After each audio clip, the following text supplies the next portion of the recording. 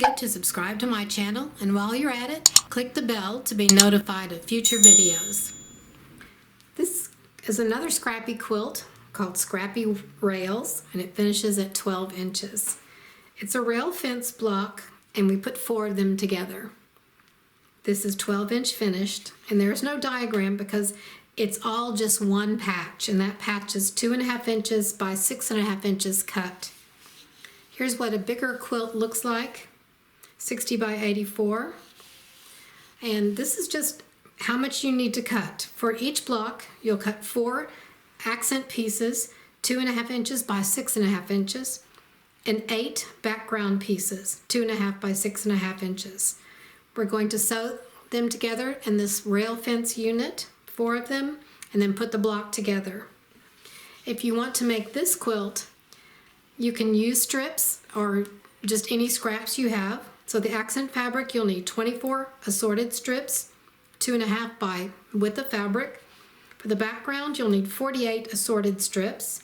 This is if you want to do like low volume prints.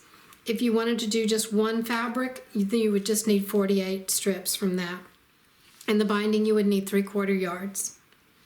So a strip set is 3 strips times the width of fabric. And from each strip set, you can get 6 of the 6.5 inch segments. So you'll just sew the strip sets, cut them into 6 pieces, and then sew them together into blocks. And here are my Scrappy pieces. They came right out of the scrap bin. You just sew them together like this.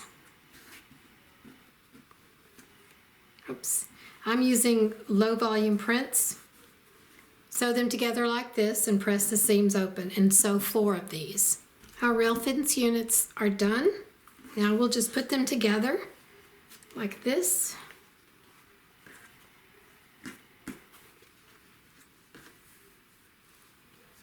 Stitch these 2 together and these 2. Press the seams open, then stitch the rows together. Something that's really nice about this block is there are no points to match, no seams to match. You just stitch them together. It's really one of those mindless quilts, and you can use up your scraps and it goes fast.